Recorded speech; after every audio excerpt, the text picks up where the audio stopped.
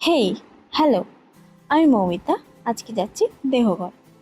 এই সিরিজটা হলো আমার পুরনো সিরিজ। ইয়েস। তো যাই হোক, অনেক পরে শেয়ার করছি। এখানে আমাদের সব ক্যান্ডিডেট উপস্থিত।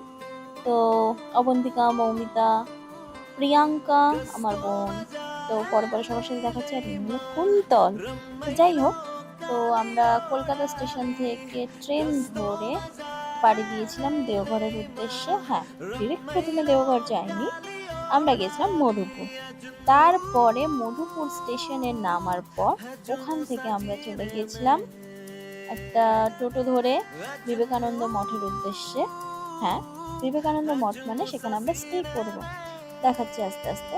তো যাই হোক, স্টেশনে তো আমাদের ট্রেন চলে এসছে। দেন আমরা স্টেশন থেকে বেরিয়ে, আমাদের টোটো অলরেডি বুক করা ছিল আগে থেকে। তো আমাদের টোটোর যিনি দাদা ছিলেন উনি আমাদেরকে রিসিভ করে নিয়েছিলেন। দেন আমরা বেরিয়ে চলে গেছিলাম।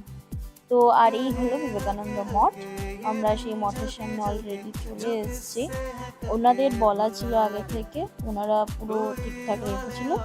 তো আমাদের মেয়েদের জন্য ছিল একটা আলাদা রুম, আর আমাদের ছেলেদের জন্য ছিল আর একটা আলাদা রুম। তো আমরা আমাদের মেয়েদের রুমে চলে গেলাম। দেন ফ্রেশ ফ্রেশ হয়ে সবার মুখ তো দেখতেই পেলেন, একদম গল্প করার জন্য রেডি।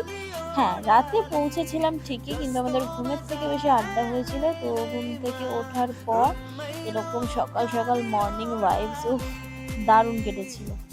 তো আপনারা যারা ধরুন মানে দেওঘর যেতে চাইছেন, কিন্তু তার সাথে সাথে মধুপুরটাকেও কভার করতে চাইছেন, আপনারা এই বিবেকানন্দ মঠে থাকতে পারেন। তো